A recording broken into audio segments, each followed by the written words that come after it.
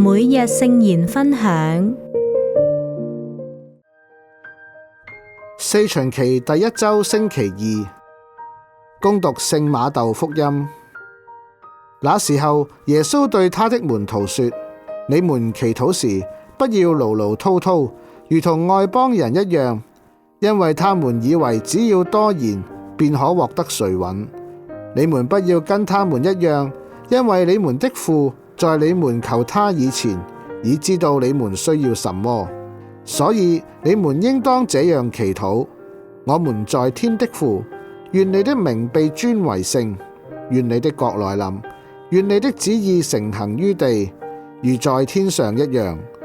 我們的日用糧，求你今天賜給我們，寬免我們的罪債，猶如我們也寬免得罪我們的人，不要讓我們陷入誘惑，但救我們免於兇惡。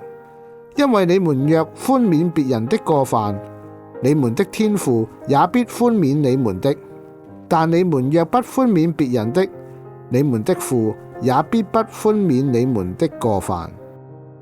上主的話。大家好，喺今日嘅福音裏邊，耶穌係叫我哋祈禱嘅時候唔好嘮嘮叨叨，或者要解釋我哋所求嘅。因為天父喺我哋求佢之前，已經知道我哋需要乜嘢，所以耶穌教我哋點樣祈禱，就係而家我哋所講嘅天主經。所以天主經係耶穌親自傳授嘅最完善嘅祈禱文。我們在天之父，即唔係喺地上生育我哋嘅父親，而係喺天上嘅父親，即係天父。天主父雖然高高在上，但係佢同我哋人類十分親密，如同父親。所以我哋係佢嘅兒女，即使係不同血統、不同種族，但係都擁有同一個天上嘅父親。因而我哋彼此都係兄弟姊妹，所以大家可以稱為我們、我哋，因為全人類都係一家人。願你的名被尊為聖，你的名即係天主自己，被尊為聖，即係被人認識、受人尊重。所以我哋祈求天主獲得光榮。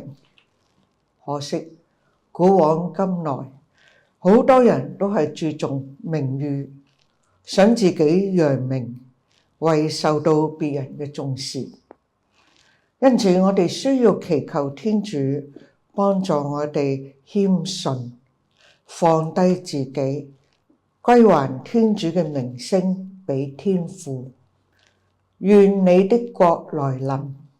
歷來國與國嘅領袖相爭，為嘅就係要做大國嘅領袖，擁有大權，甚至係霸權。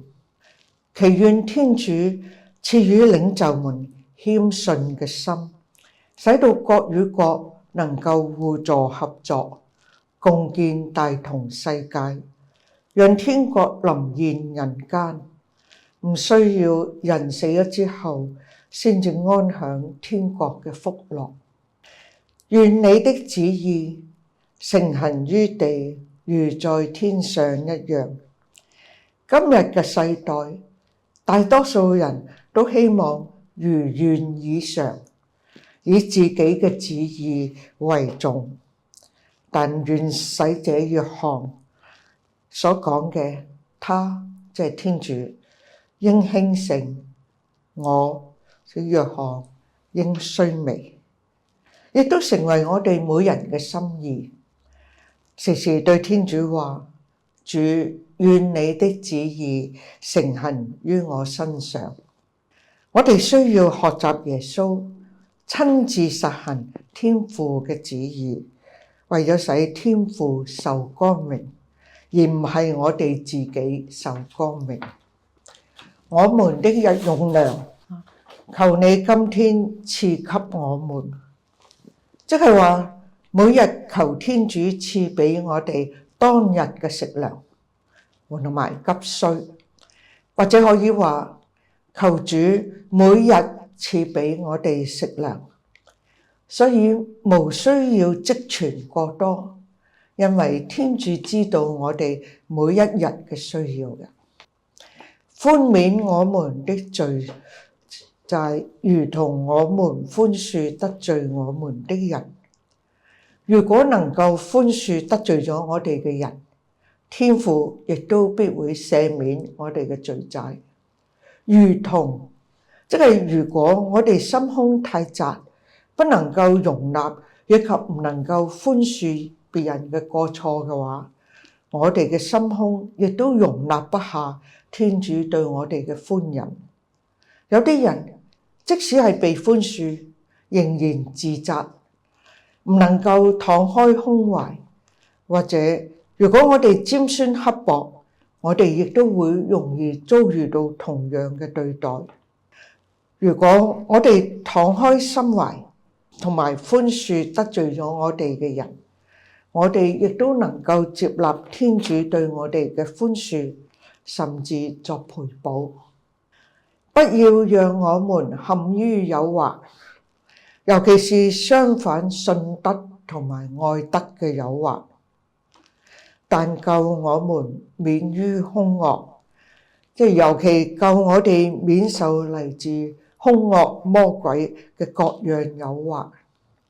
反省天主經之中邊一句話最觸動你呢？邊一句話為你係難以做到嘅呢？點解呢？祈禱天主可憐我哋，我哋時時驕傲，妄自尊大，目空一切。求你轉化我哋傲慢嘅心，使我哋謙遜咁承認你係主，立志承行你嘅旨意。亦都求你降福喺戰亂同埋饑荒嘅人民，賜俾佢哋所需要嘅援助。